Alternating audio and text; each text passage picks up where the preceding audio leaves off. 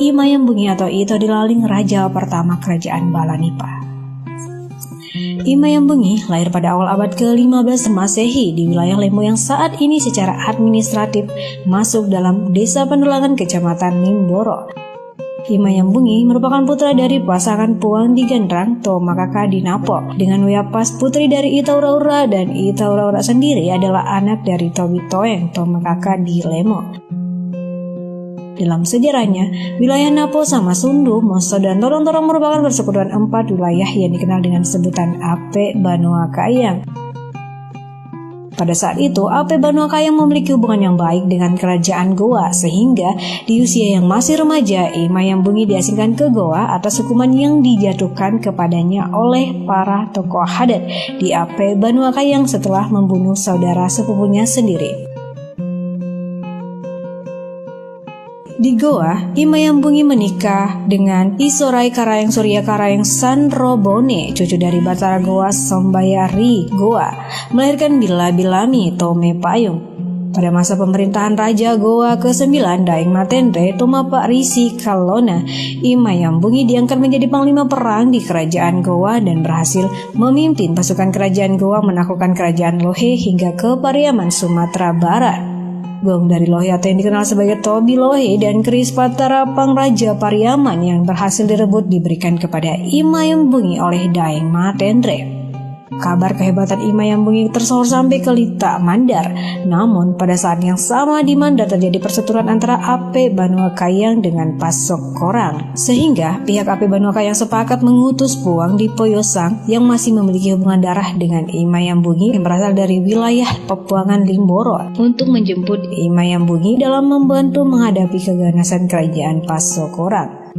Setelah menempuh perjalanan lewat jalur laut, rombongan Imayambungi sandar di Labuang Palipis Soreang diiringi dengan sambutan dari Puang di Gandrang bersama masyarakat Napo. Sejak saat itu, Imayambungi digelari dengan sebutan Ito Dilaling, orang yang digotong. Ito Dilaling kemudian mengatur strategi dan memimpin perlawanan bersama pasukannya hingga kemudian kerajaan Pasokoran berhasil ditaklukkan. Sejak saat itu, Ape Banua Kayang mendaulat sebuah kerajaan dengan sebutan Kerajaan Balanipa dengan mengangkat Ito Dilaling sebagai raja pertama. Di bawah kepemimpinan Ito Dilaling, kerajaan Balanipa melakukan pembenahan birokrasi serta menghapus adat lama. Satu di antaranya berupa adat Balatau. Adat Balatau adalah sistem peradilan suatu perkara bagi laki-laki yang diselesaikan dengan cara bertarung atau baku tingkam dalam sarung.